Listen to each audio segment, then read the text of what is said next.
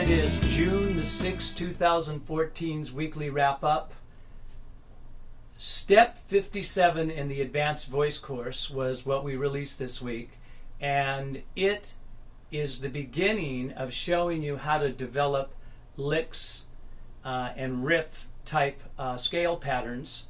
Now, as far as the scale patterns are concerned, really this is a way of showing you how to do something that you can utilize all of the chords and scale patterns that have been introduced to you in the advanced voice course.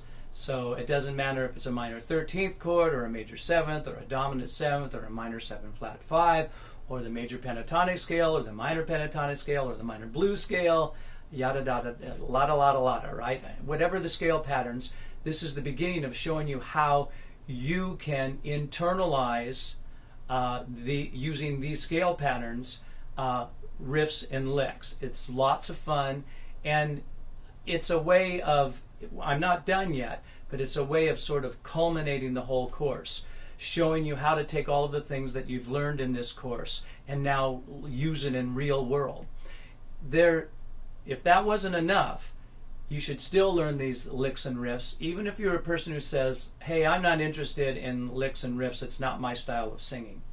The thing about the riffs are, even if you never use them, they're a great way of attaining a lot more flexibility and fluidity in your throat throughout the various ranges. It's really worth your while to spend some time learning these. They're actually a lot of fun. It's a lot of fun to do this, and it's just fun to know how to do this.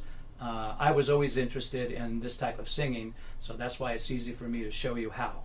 And I'm building up a nice little sub-course here within the course to show you how to develop riffs and licks and lines. So anyway, that's what we released, Step 57. Now for the musical tip of the week, a little different here. I'm usually talking about something in relationship to chest, mix, and head, and so forth, and have been for a few musical tips the past few weekly wrap-ups. But I'm going to say something a little bit different about health. And I've talked about it before, but I want to give you another little angle, another little tip. Now, as a singer, you need to keep this nasal passage up here nice and clean, and as gross as this subject is, you've got to keep things nice and open and clean in there. Also, you don't want to get any sinus infections, or if you do get sinus infections, because some people are prone to them, I have to honestly say to you, I am. I do not have allergies, and thank goodness, based upon the fact that I'm a vocal instructor for a living, that I don't have allergies. But I do catch colds when students come in and you just can't get around it. And for some reason, they always turn into sinus infections for me. It's kind of chronic. So I've learned some things to help that. So as I've said in the past, there's a couple things that you can do. One of the things is to use, lots of people use the neti pot. I like the spray bottle. It's called Neo Meds, and you put a little bit of saline solution with some distilled water inside this bottle. Shake it and warm up the water just a little bit, like baby formula, just a lukewarm kind of a thing. Shake up the bottle and go stand in front of the sink and squirt that stuff up your nose. Now, I've talked about them before, but there is something that I need to explain. Let me start by saying what you need to do is to keep things flowing and moving in there, especially if you're chronic in relationship to sinus infections.